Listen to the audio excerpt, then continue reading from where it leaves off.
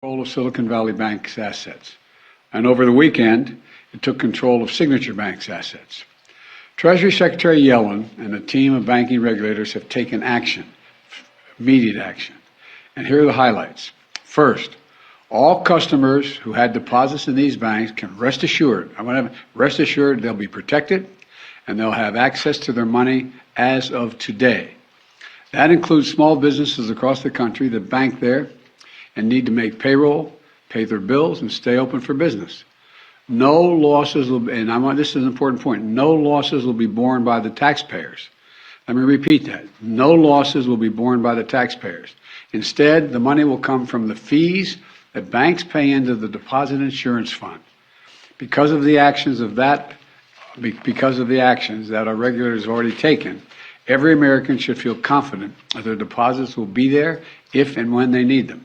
Second, the management of these banks will be fired. If the bank is taken over by FDIC, the people running the bank should not work there anymore. Third, investors in the banks will not be protected. They knowingly took a risk, and when the risk didn't pay off, investors lose their money. That's how capitalism works. And fourth, there are important questions of how these banks got into the circumstance in the first place. We must get the full accounting of what happened and why those responsible can be held accountable. In my administration, no one is above the law. And finally, we must reduce the risk of this happening again. During the Obama-Biden administration, we put in place tough requirements on banks like Silicon Valley Bank and Signature Bank, including the Dodd-Frank law to make sure that the crisis we saw in 2008 would not happen again. Unfortunately, the last administration rolled back some of these requirements. I'm going to ask Congress and the banking regulators to strengthen the rules for banks to make it less likely this kind of bank failure would happen again, and to protect American jobs and small businesses. Look, the bottom line is this. Americans can rest assured that our banking system is safe. Your deposits are safe.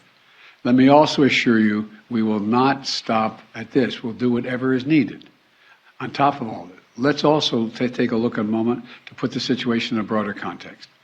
We've made strong economic progress in the past 2 years.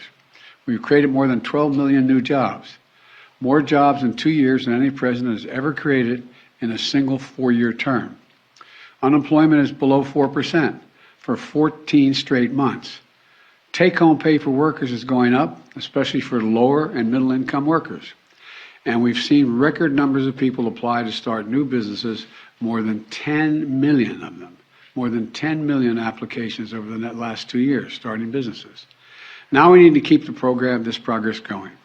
That's what swift action that my administration over the past few years is all about.